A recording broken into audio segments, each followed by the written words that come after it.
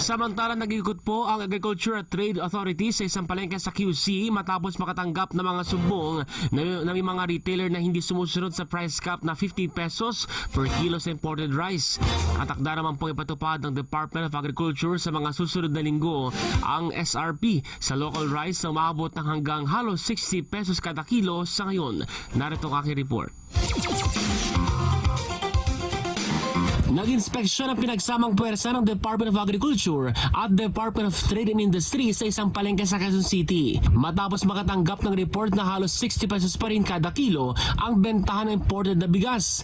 Gayong may umiiral na price cap na 50 pesos kada kilo. Pero sa paglilibot ng mga opisyal, ngayon po, wala na.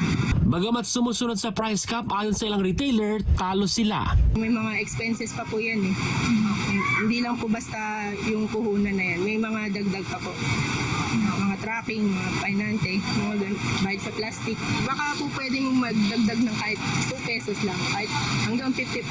Baka kayanin po namin.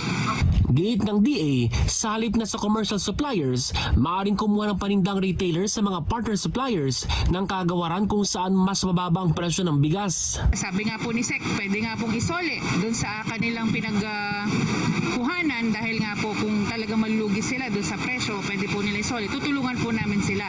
Nakipag-ugnayan na rin ang DA sa suppliers at importers na wag isagad ang presyong ibibigay sa retailers. Dapat sumunod po yung mga suppliers natin dahil kung hindi nila bababaan yon, wala po silang mabebentahan yan dahil nga po sa price cap. Ang ipinatutupad na price cap ay alinsunod sa Executive Order No. 118 ni Pangulong Ferdinand Marcos Jr. batay sa rekomendasyon ng National Price Coordinating Council. Pinirmahan ito noong May 13 at magtatagal ng isang buwan para sa 5% broken imported rice. Welcome ito sa ilang consumer. Siyempre, malaking bagay din yun. Dati 55, ganyan, 60. Hindi na tumataas ang budget. Sinabi ng DA na mag-i-issue na sila sa susunod na linggo ng mga notice of violation sa mga mahuhuling hindi susunod sa EO.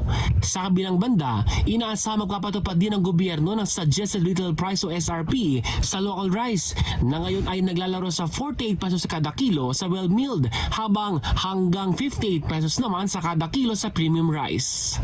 Ace Cruz, Newslight.